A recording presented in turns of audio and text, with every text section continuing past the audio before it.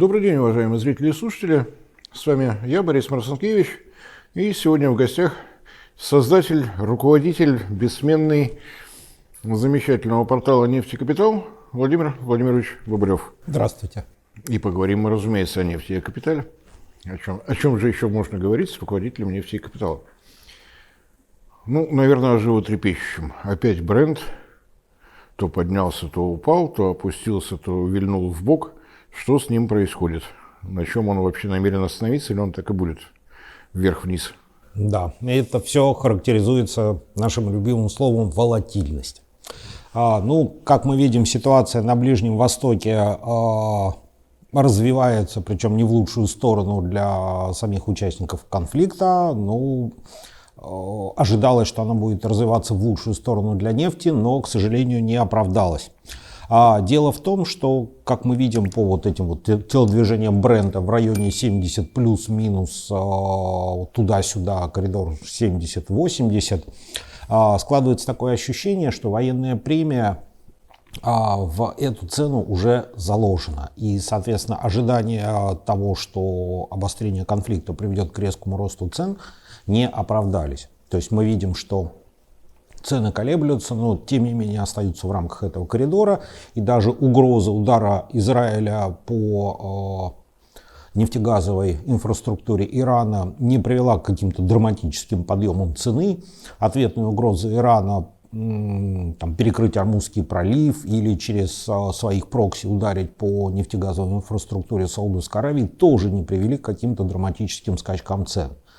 Собственно говоря, ситуация достаточно простая. Даже консервативный ОПЕК в своем отчете вынужден был признать, что так или иначе потребление нефти оказалось меньше, чем прогнозировалось. То есть, соответственно, рост есть, но не такой, как ожидали. Совершенно верно. И в связи с этим мы видим, что даже вот эти вот какие-то обострения в районе Персидского залива не приводят, не повышают доверие международных трейдеров к нефти, во всяком случае в близлежащей перспективе.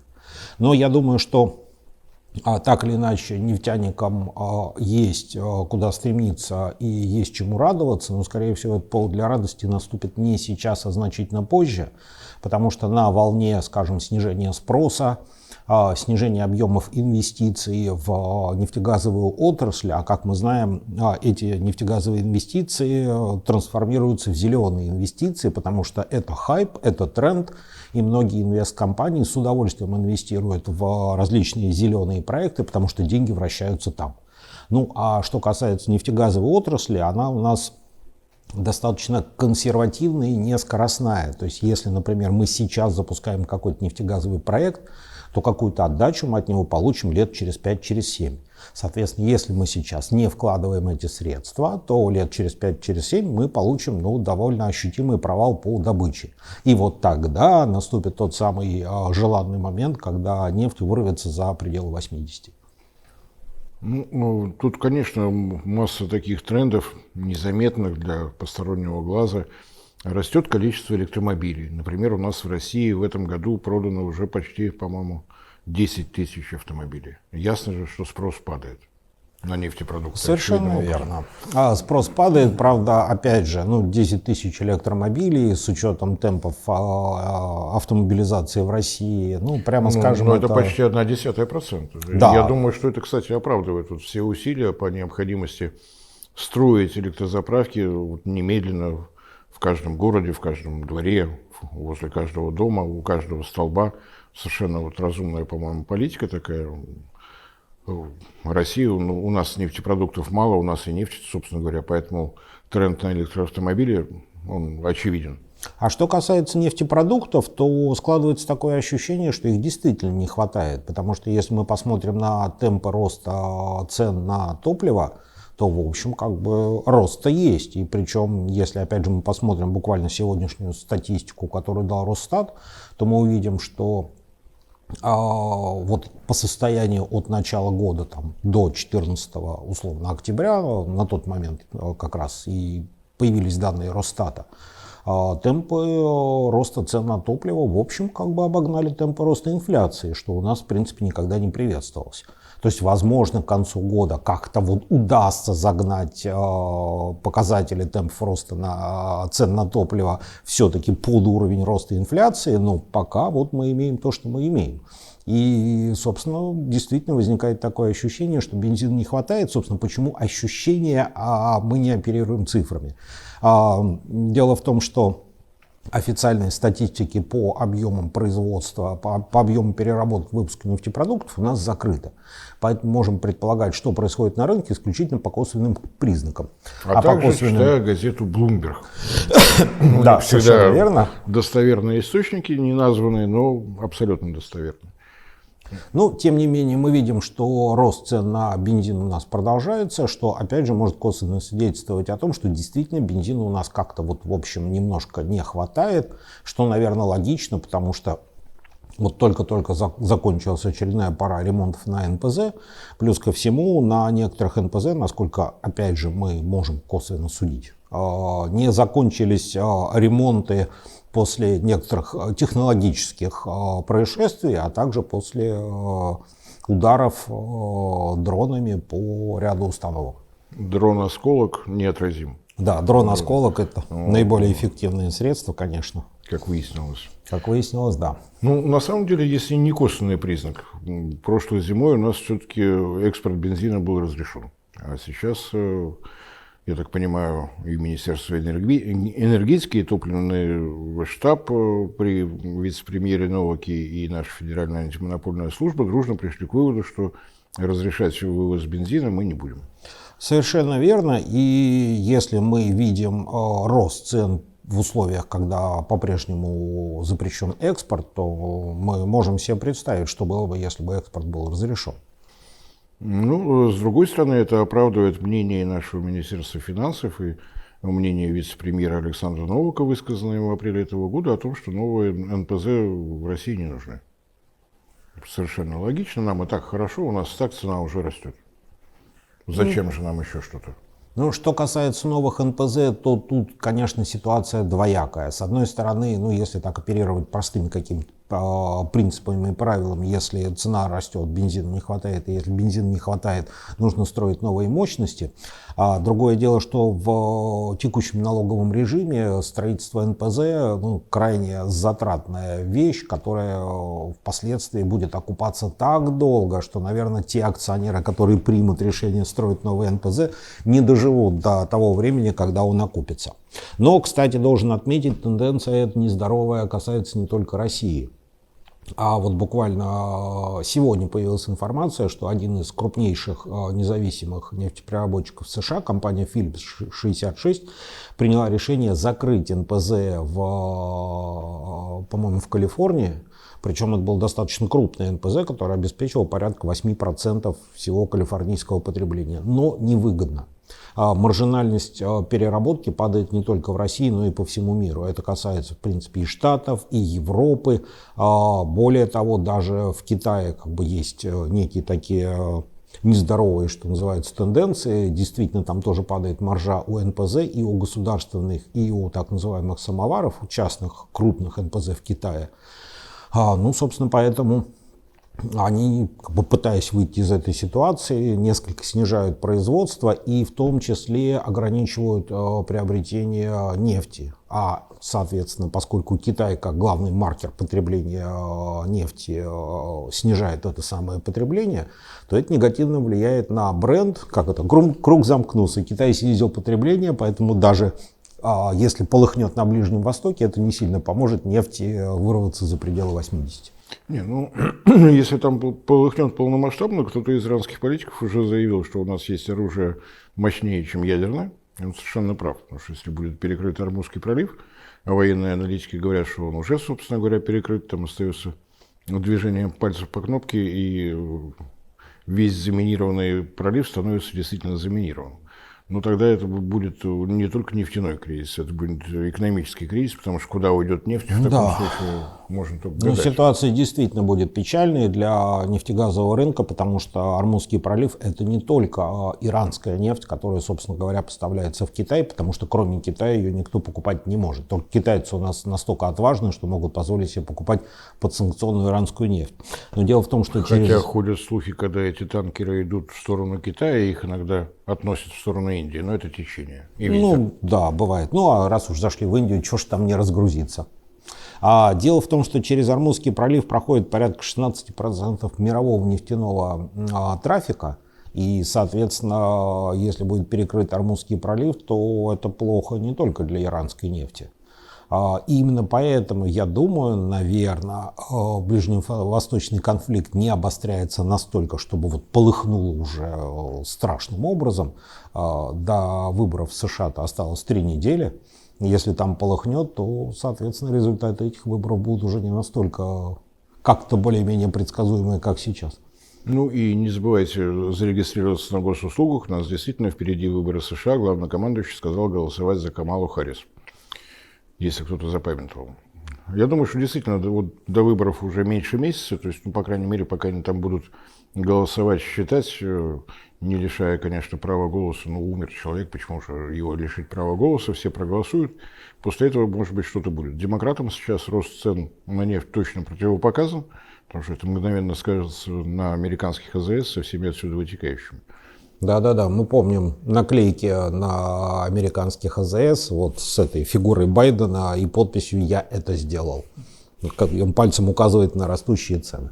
Хотя я помню, Байден предлагал версию, что это Путин повышал. Даже оправдание было, когда у нас в Америке день, в России ночь, и вот ночью Путин, у него же свободное время есть, он бегает и поправляет. Но почему-то никто не поверил. Хотя, казалось бы, стройная версия, все оправдано. И я бы предложил все-таки в Россию вернуться. У нас внезапно для многих наступила зимняя пора. Не везде еще, но территория России велика. Есть уже у нас регионы, где устойчиво лежит снег. Неожиданно возник новый товар – зимний дизель. Вот что происходит с ним? Потому что когда он появился на торгах на Санкт-Петербургской бирже, у него там сразу были очень высокие котировки, потом он немножечко подкорректировался. Какие перспективы у него и разрешен ли его экспорт? Дизельное топливо у нас экспорт разрешен, а вот с зимним дизелем что? Ну, собственно говоря, экспорт дизельного топлива у нас никто не запрещал, его экспортировать можно, и более того, проблема зимнего дизеля существовала, вот сколько я помню себя, как это, с молодых ногтей на топливном рынке, проблема зимнего дизеля всегда существовала. Собственно, зимний дизель это то же самое дизельное топливо, только туда добавляются определенные фракции, которые, собственно, позволяют ему не превращаться вот в этот вот густой кефир при низких температурах. Одной из этих фракций является авиакеросин, и, соответственно, вот эта вот взаимосвязь интересная, которую те, кто рынком не занимаются, не всегда могли проследить. То есть вдруг там летом или там осенью начинается огромное количество полетов, соответственно, авиаторы начинают активно выкупать керосин, и вдруг почему-то дорожает зимний дизель. А на самом деле это связано, потому что нет керосина, нет зимнего дизеля и так далее. А сейчас ситуация складывается так, что зимний дизель, он как бы дорожает, но не так драматично, как это было в предыдущие сезоны. Собственно говоря, почему? Экспорт российских нефтепродуктов теперь штука крайне сложная и требует серьезных каких-то хитроумных телодвижений, потому что вот просто так взять и экспортировать дизель уже невозможно. Соответственно, чем сложнее экспорт, тем больше, естественно, топлива остается в стране. Плюс ко всему ситуация с полетами за рубеж, собственно говоря, у нас изменилась. Да, мягко говоря. И на юг у нас меньше самолетов, и на запад у нас меньше самолетов. Соответственно, керосина для производства зимнего дизеля на рынке, опять же, остается больше. Что, собственно говоря, позволяет как-то надеяться, что, топливо-то штука такая постоянная, у него есть один атрибут постоянный, это рост цены. Поэтому зимний дизель в любом случае дорожать потихонечку будет, но если посмотреть на темпы, то зимний дизель там за последнюю неделю подорожал, по-моему, на 0,9, если я не ошибаюсь, сотых процента. Он зафиксировался, до Нового года должен он держаться. Если кто-то думает, что после Нового года что-то может изменится, вырастет ставка акцизного налога, да, соответственно, вырастут цены, все в порядке. Ну, я просто напомню нашим телезрителям и потребителям топлива, что в структуре цены, которую мы каждый день видим на АЗС, порядка там, по-моему, 60 или 70%. 71, надеюсь. Да, это различные налоги. Поэтому ожидать, что в текущей ситуации Минфин вдруг скажет, мы всем все прощаем, акцизы отменяем, не платите больше ничего, ну, это звучит как-то очень, очень приятно, но абсолютно фантастично. Поэтому, скорее всего, с учетом роста различных налоговых ставок, ну, куда деваться цене на топливо, она, естественно, будет расти. Единственное, что мы можем рекомендовать, найти вашего ближайшего депутата где-нибудь поблизости и вежливо у него спросить, за что мы платим еще и транспортный налог. Мало того, что акцизный, здесь как бы понятно. Я буду ездить по дорогам, мне нужен бензин, за амортизацию дорог с меня акцизный налог взяли. А за что берется транспортный налог? Машина стоит в гараже, никуда не ездит, потому что зима. Но, тем не менее, транспортный налог платить надо. Напомню, что когда вводили акцизный налог, было сказано много-много слов, что транспортный мы, конечно же, уберем, потому что это двойное налогообложение. Было это 18 лет тому назад. Ну, слова забылись, а налогообложение осталось. Все в порядке. То есть я, как не владелец автомобиля, должен ездить по Москве с 2 билетами, чтобы быть солидарным с вами, уважаемые автолюбители. И когда нам говорят, что цена на бирже более-менее, у нас по-прежнему остается та же ситуация, поскольку нефтяной отраслью у нас руководит Министерство финансов, мы видим, что оптовые цены и розничные цены, они между собой как-то, они друг друга знают. Но они друг про друга слышали. Но при этом не дружат. Вот сколько эта ситуация будет продолжаться? Мы можем сколько угодно рассказывать о том, что происходит на торгах на бирже, в небиржевых оптовых сделках, рисовать проценты роста, падения и так далее, а жизнь на автозаправках, она идет как-то сама по себе. При этом Министерство финансов и Министерство многоуважаемого экономического развития сообщают, что это рыночная среда. Ну, тут складывается у нас интересная ситуация, то есть то, что мы называем в целом рынком, оно как бы на него похоже. Другое дело, что есть несколько атрибутов, которые не позволяют говорить об этом как о рынке вот, как бы полномасштабно. Ну, смотрите, значит, что касается биржи, да, там присутствует набор продавцов и набор покупателей. Другое дело, что ситуация на рынке производства топлива у нас, мягко говоря, скажем так, олигопольная. То есть у нас нет большого числа производителей классового топлива, потому что у нас есть крупные заводы винков, вертикально интегрированных нефтяных компаний, которые имеют то оборудование, которое позволяет им производить топливо класса К5, то есть, собственно говоря, то, которое мы используем. Вертикально интегрировано, те, кто работают в режиме от скважины до бензобака. Да, у них совершенно есть. до чашки кофе на бензоколонке. И, соответственно, у нас есть довольно немалый, в принципе, набор вот тех, кого у нас называют самоварами, в Китае чайниками, то есть независимые НПЗ. Другое дело, что в Китае эти независимые НПЗ, как у нас их называют, мини-НПЗ, они настолько мини, что они там по площади, там, я не знаю, могут закрыть весь Красногорск, и они производят то самое классовое топливо, которое льется в баке. У нас же в основном все мини-НПЗ это заводы, где в основном расположены установки первичной переработки, то есть, соответственно, они производят некий полупродукт, который потом идет куда-то для дальнейшей переработки, а, как правило, он идет на экспорт и, соответственно, перерабатывается уже, скажем, на других НПЗ. Экспорт бензина, то, что производится вот на наших небольших заводах, это полуфабрикат, никаких запретов здесь нет. Поэтому никто не мешает это вывозить. Либо договариваться с винками, если у них есть свободная производственная мощность, это может быть превращено в топливо для внутрироссийского рынка, или не договариваться, просто экспортировать, никакие запреты здесь Ну да, и получается, что у нас на бирже торгуется достаточно ограниченное число производителей классового топлива. В принципе, вот как бы при том, что если мы представим себе рынок, то там 5 лотков с продавцами и большая толпа покупателей. Естественно, в таком формате, ну, как бы вот, это, конечно, рынок, но. А дальше, соответственно, у нас есть рынок розничный, где, собственно, вот как раз вот топливо из колонки переливается в бак розничным покупателям. Здесь у нас тоже, по идее, рынок, у нас есть большое количество заправок вертикально интегрированных компаний, у нас есть еще большее число заправок независимых.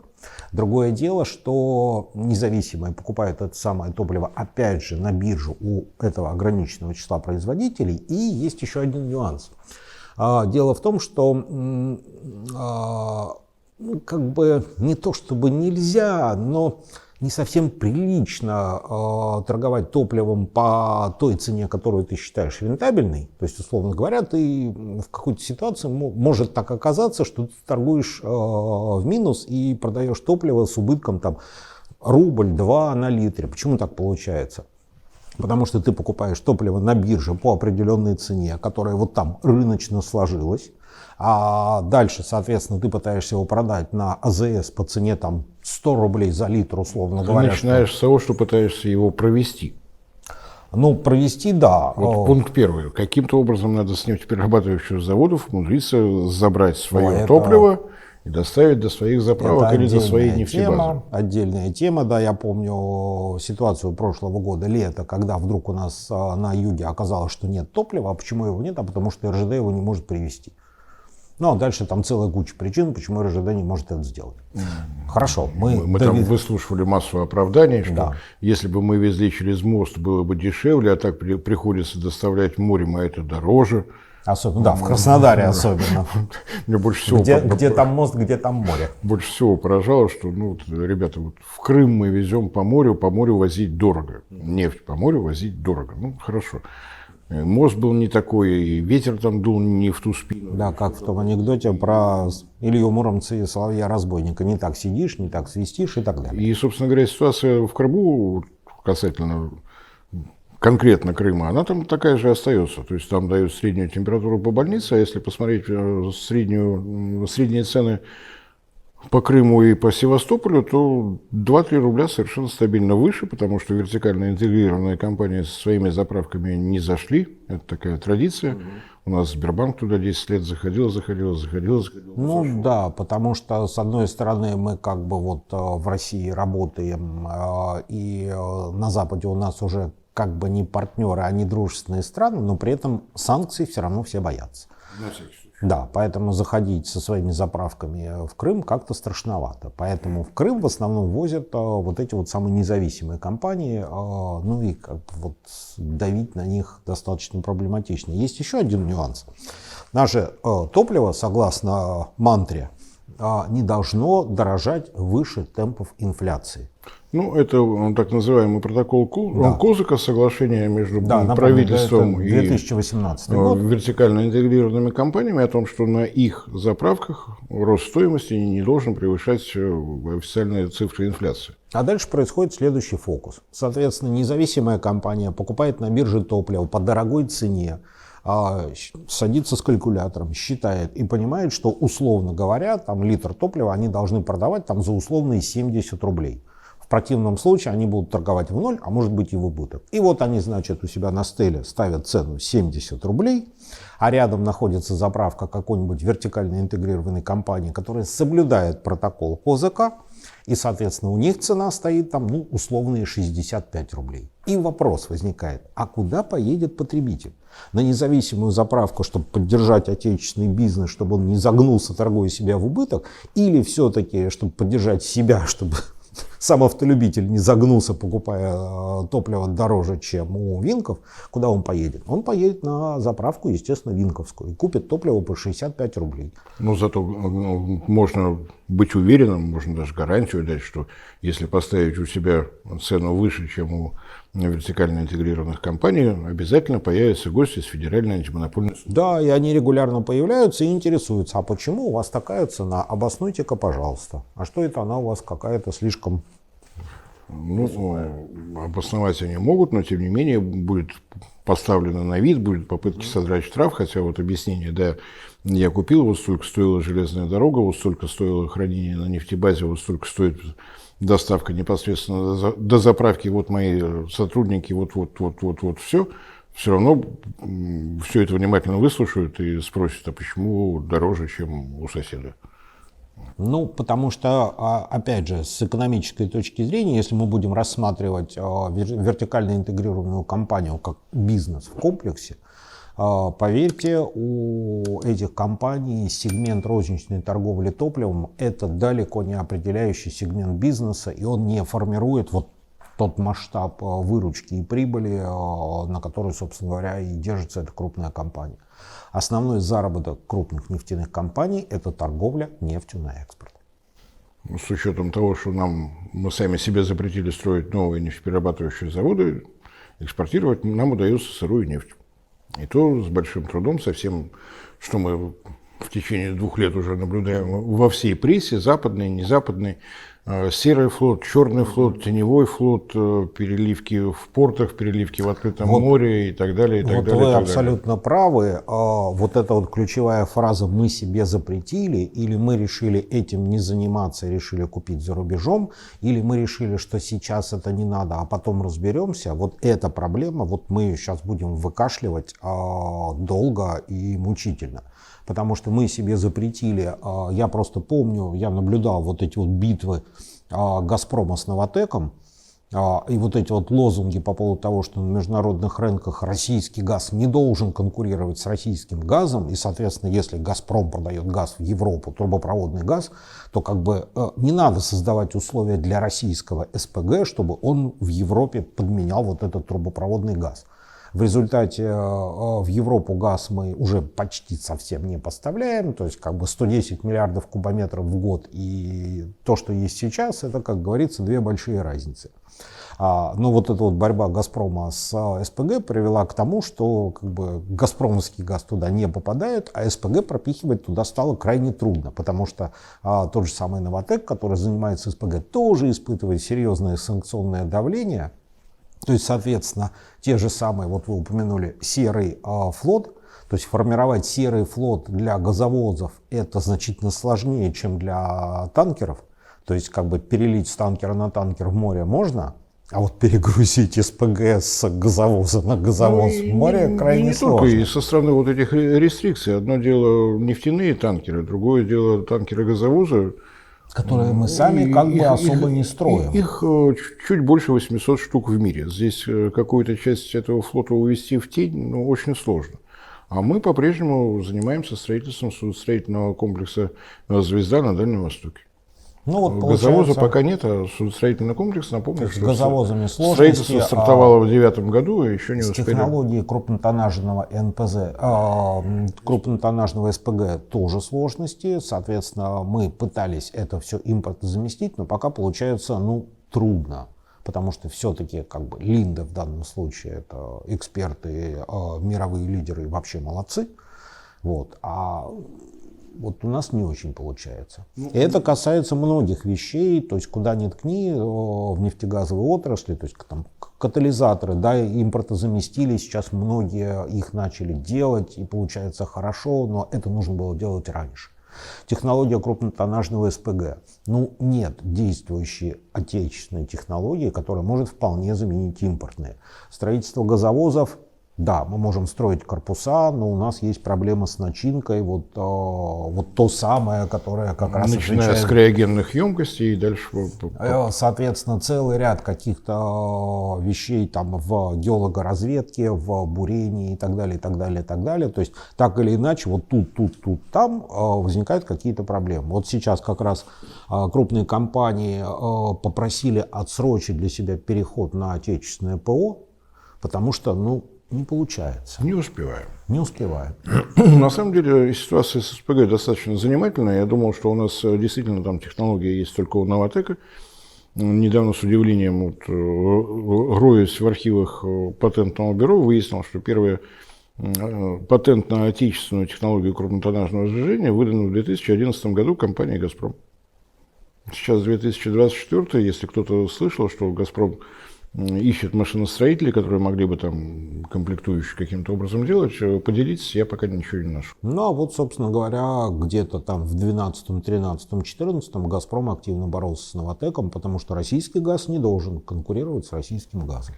Ну, там на самом деле какие-то лазейки находили. Крупнейший потребитель на тот момент СПГ производства «Новатэк» была Испания, куда трубы не дотягивались, то есть все вроде бы как было хорошо. Испания сейчас является одним из лидеров в Европе по потреблению российского газа, потому что им надо. Потому что санкции санкциями, но как бы вот свои интересы. Нет, там 30-летние контракты, то есть там все по-взрослому. Да. Что касается того же самого СПГ, помните, у нас в предыдущей версии энергостратегии и стратегии развития рынка СПГ говорили про 100 миллионов тонн, по-моему, к 1935 году. Но сейчас стыдно себе признаться в том, что, наверное, не получится. 100 миллионов было к 30-му году, теперь к 35-му. Мне это напоминает о том, как добиться того, чтобы квадратный метр жилой площади в Москве перестал дорожать. Надо зафиксировать цену и уменьшать квадратный метр. Да.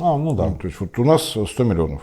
К 30-му, не к 30-му, значит к 35-му. Проблема заключается в том, что можно, конечно, себе рисовать любые цифры, любые планы к 35-му, к 50-му, 100, 150. Но проблема заключается в том, что, опять же, мы как-то ситуацию с СПГ подупустили, к вопросу о том, что может быть потом, а сейчас не надо, давайте отложим. В результате получается, что через какое-то время сейчас запустятся проекты СПГшные в США, куда как раз, не стесняясь и не откладывая на потом, активно вкладывают деньги.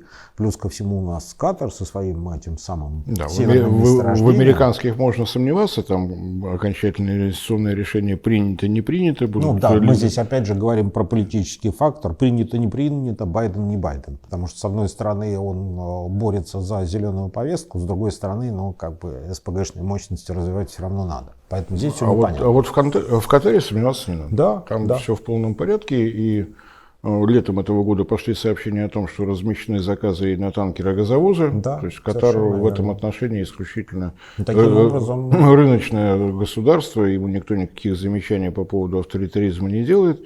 Государственная компания добывает, государственная компания сжижает, государственная компания на принадлежащих государству танкеры, газовозах доставляет. И все в полном порядке. И опять же у нас есть целый набор новых нефтегазовых звезд, которые тоже могут выстрелить. Это та же самая Гаяна, это та же самая Намибия, где, как оказалось, есть довольно приличный запас, и Total Energy уже этим занимается. А у них как раз нет санкций, у них нет проблем заказать себе, построить газовозы в Северной Корее или в Китае. И таким в Северной не получится, в Южной. Прошу прощения. В Северной, как газовоз не делают, там другое строят. Все время корвет получается. Да.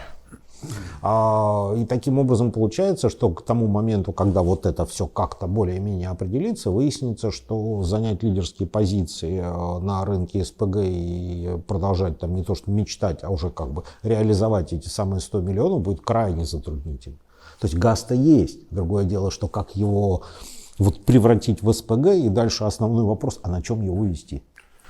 У нас вообще очень много вопросов. У нас есть аналитическое бюро, которое занимается проблемами морского экспорта, анализирует, что у нас происходит. На своих судах торговых, причем на всех сразу, танкерах, сухогрузах, прочее, мы вывозим порядка 10% своего экспорта. Все остальное фракт. При этом у нас есть водородная стратегия, у нас есть, наверное, скоро появится стратегия развития электротранспорта, чего угодно, с судостроением. Государство на 12 морях. Я не спорю. Пускать это все на самотек не стоит. Любые процессы должны развиваться в соответствии со стратегией. Вот. Другое дело, что иметь стратегию, потому что это модно, и иметь стратегию, где написаны какие-то реальные цели и прописан набор шагов для их реализации, ну, опять же, это две большие разницы. Опять же, напомню, что в 2022 году наш премьер-министр, побывав на Дальнем Востоке, посмотрев, что делается на судостроительном комплексе «Звезда», посетив военные верфи, поставил на вид Министерству промышленности и торговли о том, что стратегию нужно обновлять. В соответствии с этой стратегией в 2023 году судостроительные мощности должны были быть загружены уже на 68%. И с шагом в 3-4% продолжать расти. Поручение было дано на год министру торговли и промышленности Денису Мантурову. До конца года он не справился, еще годик он не справлялся, а сейчас у нас новый министр, Денис Мантуров, ну, наверное, будет контролировать, чтобы все это произошло. То есть слов много, а еще раз, Россия страна 12 морей, причем некоторые из них уже собственные, 3 океанов, и 10% своего товара способна вывести на своих судах. Но у нас стратегия про водород. Ну, моря есть, океаны есть, флота нет. Флота нет. Ну, понятно, что военно-морское строительство, здесь проблем нет, здесь все хорошо загружено. А что делать со всем остальным? Ситуация, когда работа была повешена на Объединенную судостроительную компанию, привела к тому, что решением президента сейчас отдано все на откуп ВТБ, потому что финансовая дисциплина на предприятиях ОСК была такова, что как-то какова. Или, ну, вот там... Какова такова? Ударениями можно поиграть. И выйдет ОСК из этой ситуации, справится ВТБ. С одной стороны, можно, конечно, ВТБ как угодно ругать, но когда банковская структура получает задание разобраться с судостроением, ну, что-то здесь не так. Когда куратор строительства судостроительного комплекса «Звезда» на Дальнем Востоке Роснефть, ну что-то где-то не так, что-то как-то не очень. И вот эти долгие разговоры о том, что нам нужны 2 новые верфи, одна на востоке, другая на западе. Я напомню, что возведение судостроительного комплекса «Звезда» стартовало в 2012 году. В 2009 было решение, долго судили, редили, кто как, начали. Сейчас мы ожидаем завершения строительства второй очереди. 2024 год. То есть можно, конечно, гордиться тем, что у нас раньше были только советские долгострои, а теперь есть свой собственный. Но я как-то вот не очень гордюсь, не получается. И у нас как-то все взаимоувязано. У нас РЖД, которая по итогам первых 3 кварталов по показателю год к году снизила грузооборот на 8%. У нас... Хотя, казалось бы, с учетом того, что мы отвратились от экспорта и обратились внутрь страны, ну, по идее, наверное, какой-то внутренний грузооборот, перевозки должны как-то расти. Ну, вот построено так, как построено. То есть реформа РЖД привела к тому, что у нас и запасные пути непонятно в чьей собственности, и с вагонами у нас операторы отдельно, собственники отдельно, грузообладатели отдельно, как-то все это. То есть у нас странным образом получается, что наш топливно-энергетический комплекс упирается в логистику. В нашу логистику, да, которая непонятно, как будет сдвигаться, не будет сдвигаться, разрешит Минфин ей двигаться. Ну и... Так как мне понравилось, если как это применительно к военной сфере, кто-то сказал, я прям запомнил, теперь цитирую регулярно, умные генералы изучают стратегию, а мудрые логистику. Ну, ближе туда. И на всякий случай напомню, вот любая тема, касающаяся топливного энергетического комплекса, утыкается, как ни странно, в ставке кредитных учреждений, я так мягко скажу. Ну, такой, по-моему, наиболее очевидный факт, с которым бороться не очень понимаю как. У нас совсем недавно было общественное обсуждение и новые схемы и программы развития на период до 30 года в электроэнергетике, и новая генеральная схема размещения объектов генерации на период до 2042 года. Общественное обсуждение. Сейчас все замечания системный оператор должен учесть, отправить на утверждение в Министерство энергетики и так далее, и так далее. Известно, что есть дефицит в объединенной энергосистеме Юга, на юге Сибири, на Дальнем Востоке. Есть планы что-то строить. Если мы говорим о новой генерации, то по действующему законодательству условия конкурсного отбора мощности предусматривают, что полный возврат инвестиций должен произойти за 15 лет. Абсолютно нормально. Теперь я ставлюсь, вот, и вы поставите себя на место любой энергетической компании. Вот предлагается несколько конкурсных отборов. Участвовать там или не участвовать. Если я участвую, если я выигрываю тендер, мне надо разработать проект, найти строителей, согласовать землеотводы, прочее, прочее, построить, найти комплектующие по стране с учетом требований по локализации, договориться с Ростехнадзором, решить вопрос с Россетями. 15 лет возврат инвестиций, 6,7% в год. И масса головной боли. Здравствуйте, Оскар Германович. Хорошо, я согласен, что мой депозит будет всего 19%. И ничего не делаю. Да.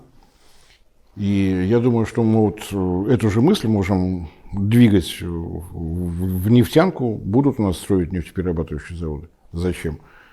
Если есть свободные средства, то выгоднее их положить на депозит.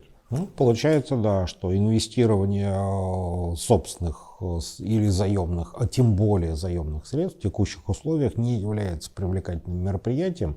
И получается, что осилить это в настоящий момент могут только крупные госкорпорации, потому что они, соответственно, имеют и определенное финансирование государственное, бюджетное, и, соответственно, они еще имеют определенный ресурс для того, чтобы реализовывать то, что задумано. Все остальные компании вежливо говорят, у нас есть свои акционеры, чьи экономические интересы мы должны соблюдать, размещение наших денег под 7% годовых, когда их можно, не выходя из банка, разместить под 20%, это нарушение их экономических интересов, поэтому, извините, до свидания. Никакой переработки, никакой нефтехимии, нефтеперерабатывающие заводы. Ни к чему, есть депозит, нам все принесут. Вот, кстати, вспомним за нефтехимию, как говорится. А почему Китай может себе позволить развивать нефтегазохимию и угольную химию? Причем как-то они, в общем, спокойно берут и развивают. Они привлекают туда инвестиции, они начинают это развивать, и это как-то взлетает и работает. У нас же с точки зрения газохимии и нефтехимии есть фактически там одна компания, которая этим занимается полномасштабно, и несколько менее крупных, которые как бы сегментированы, да, по каким-то направлениям. Ну, я вот не устаю повторять, ну Газпром же, вот это вот как у нас главный газовый монополист. Ну неужели, кроме того, как строить трубы в направлении каких-то рынков и потом охоть от того, что с этих рынков нас вытянули, теперь наши трубы, некоторые целые, а некоторые дырявые лежат и ржавеют, вот, и поэтому мы поднимем тарифы на газ на внутреннем рынке, потому что мы же должны каким-то образом компенсировать наши потери на внешних рынках. Вот что, кроме этой бизнес-модели, ничего придумать нельзя? Ну, на самом деле, «Газпром» что-то делает. Нельзя сказать, что вообще все остановилось. Я надеюсь, с учетом того, кто они, какого они размера и каким масштабом газовых запасов они управляют, наверное, может быть, имело смысл делать что-то побольше. Может быть. Ну, давайте просто напомню. Город Свободный, Амурская область, Амурский газоперерабатывающий завод. Сообщение, по крайней мере, летом от руководителя «Газпрома» о том, что проект в Ленинградской области на одной площадке в Усть-Луге газоперерабатывающий завод, газохимические комплексы, завод по сжижению природного газа, проект не остановлен, он движется, пусть медленнее. Там, опять же, лицензиаром по всем технологиям была немецкая компания Линда, сейчас все это там глобально переигрывается. Ну, собственно говоря, вот нельзя сказать, что ничего не происходит. Идет социальная газификация, пусть в несколько странном виде, но зато соответствует требованиям Федеральной антимонопольной службы. Это я про то, что нельзя «Газпрому» построить последние метры, войти в дом и предоставить отопительную аппаратуру. это запрещено, потому что может прийти независимый поставщик газа и поставить вот поэтому предложение от «Газпрома», что мы можем предоставить людям полный комплект услуг, чтобы ни о чем голова не болела. Добавим к тарифу там сколько-то процентов, за 10 лет люди рассчитаются. Нет, нельзя, потому что это на корню душит конкуренцию. И сейчас совершенно замечательно. Вот в огороде лежит труба для того, чтобы она вошла в дом, надо каким-то образом собрать 1200. И с другой стороны стоит «Газпром», который где-то поставил компрессорную станцию, построил газораспределительные сети, а объем сбыта не увеличен. Не растет. Но зато мы соблюли все требования от Федеральной антимонопольной службы. Мы молодцы. По части закапывания труб в землю нам равных нет. Это еще доброго. Причем, если, допустим, по социально значимым объектам эту проблему удалось решить, как ни странно, вот я больше всего был удивлен, это не в Министерстве энергетики заметили эту ситуацию, не в профильном комитете Думы, не наш курирующий вице-премьер, об этом заговорила руководитель Совета Федерации Валентина Матвиенко. А можете объяснить, почему вы довели трубу до стены сельской больницы и не вошли? Вы что делаете? Вы закапываете трубы, люди мерзнут. Вот тут у них сдвинулось. Тут как-то вот удалось мимо антимонопольной службы пройти. Ну, не сказать, что блестяще, но направление газомоторное топливо тоже как-то развивается. Как-то, да. И напомню, что во время Российской энергетической недели ваш тезка двойной Владимир Владимирович потребовал от Новака и от руководителя «Газпрома» разработать 10-летнюю программу развития. Будем надеяться, что Владимира Путина услышали, будем надеяться, что мы увидим эту программу в том или ином виде. Можно я вас поправлю? Очень бы хотелось в этот раз увидеть работающую программу развития газомоторного транспорта, ибо программам и этим не с числа. Сколько занимаются программой развития газомоторного топлива, вот опять же, помню еще маленький бегал. Но, тем не менее, миллиард сбыта в газомоторном топливе мы уже увидели, может быть, и дальше будет движение. При этом, мне кажется, что там есть что состыковывать. С одной стороны, компенсируют затраты на установку газобаллонного оборудования правительства, отдельная компенсация от самого «Газпрома». Да, это в принципе все есть, но как-то вяленько работает. Причем меня, что в данном случае изумляет, вот я начинаю китайцам по-хорошему завидовать. То есть пока мы еще прыгаем тут вокруг баллонов с пропаном, которые запихиваются в автомобили, все как бы вот не можем решить, как же его так запихнуть, кто за это заплатит, как простимулировать, а где заправки, а газ, а цена, а почему сок растет, а почему сок не растет и так далее. А у китайцев уже строят грузовики на СПГ. Вот вдумайтесь, грузовики на СПГ, причем серийно, причем они ездят, их есть где заправлять, чем заправлять, у них нет проблем вот этого вечного курицы или яйцо. Что мы будем сначала развивать? Транспорт, а потом под него строить заправки? Или все-таки наоборот? То есть 20 лет обсуждается этот вопрос. Чего нам сначала развивать? А там уже СПГшные грузовики ездят, причем добью окончательно, а некоторые из них еще и без водителя. Ну, я напомню, что даже Китай далеко, Казахстан ближе. Там, если вы решили поставить газобаллонное оборудование, вот приехали на заправку, на калькуляторе посчитали, там, сколько тенге бензин, сколько дизель, сколько тот самый пропан-бутан, решили, что пропан-бутан выгоднее, вы подходите к окошку, там же на заправке говорите, вот моя машина, сюда нужен баллон. Человек выходит, сообщает, на 8-й рабочий день приходите, все будет сделано. С вас вот столько. У нас надо ходить самостоятельно, и где-то за полгода можно управиться. Хотя... Да, причем еще обязательно нужно перетерпеть насилие над своим мозгом и автомобилем в Ростехнадзоре, потому что это все еще надо согласовать, поставить на учет, внести изменения в конструкцию и так далее. Фотографии моторного отсека до, после. И вместо. Зафиксировать все это, выяснить, оттестированы ли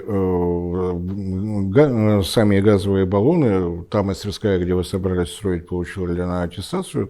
Таких мастерских, кстати, не знаю, может быть, что-то изменилось, но было очень много на нашу маленькую Россию, целых 7 таких вот специализированных мастерских, и почему-то вот дальше вопрос, а что ж мы не переходим на газобаллонное оборудование? У меня другой вопрос. Вот в Казахстане все делается несколько проще, а у нас значительно сложнее. Вот статистика есть ли по поводу того, где взрываются газовые автомобили чаще, в Казахстане или в России?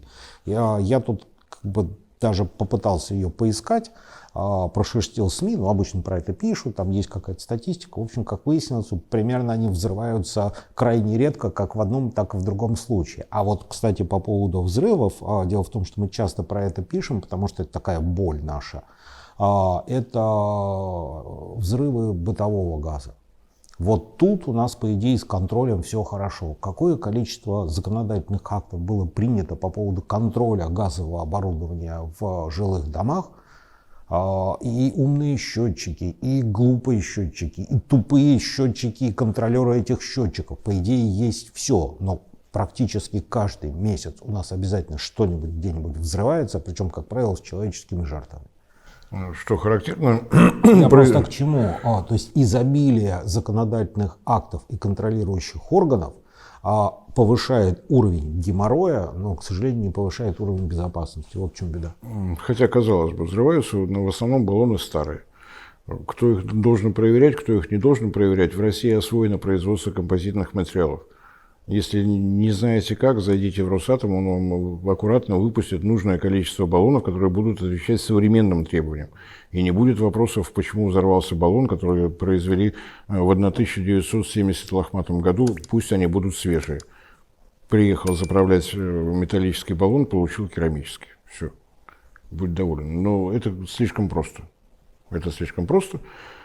Я надеюсь, что изменения какие-то будут. Я надеюсь, что будем чаще общаться по этому поводу, потому что касается производства газобаллонного оборудования, мы это точно способны освоить.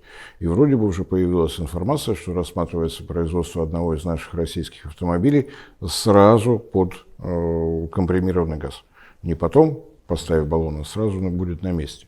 Может быть, таких подвижек будет больше, может быть, пройдут годы, и нам удастся пригласить в студию кого-нибудь из представителей такой крупной компании, как «Газпром», газомоторное топливо, чтобы они рассказали, почему же вот такой темп, который наводит на мысль, что пора в России запретить законодательно анекдоты про горячих эстонских парней. Что это оскорбляет честь и достоинство на самом деле. Ну, пока нас не слышат, пока нас не видят, но мы будем продолжать. Говорить и показывать. Говорить и показывать. Владимир Владимирович, спасибо, что нашли время. Спасибо, Борис Леонидович. Как всегда, приятно было пообщаться. Всем спасибо за внимание, всем всего доброго. Спасибо, до свидания.